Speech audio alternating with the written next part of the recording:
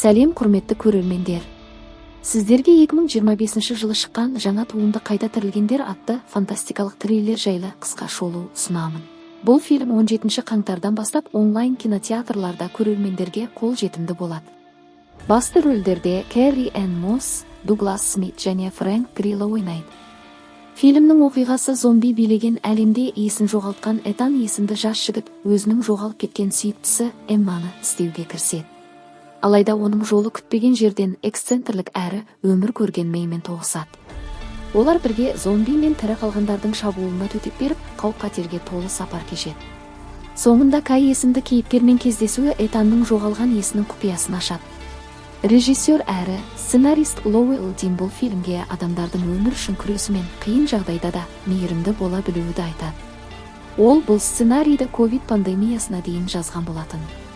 Ол қайта тірілгендер сенетін нәрсеңді соңына дейін қорғау туралы фильм дейді режиссер.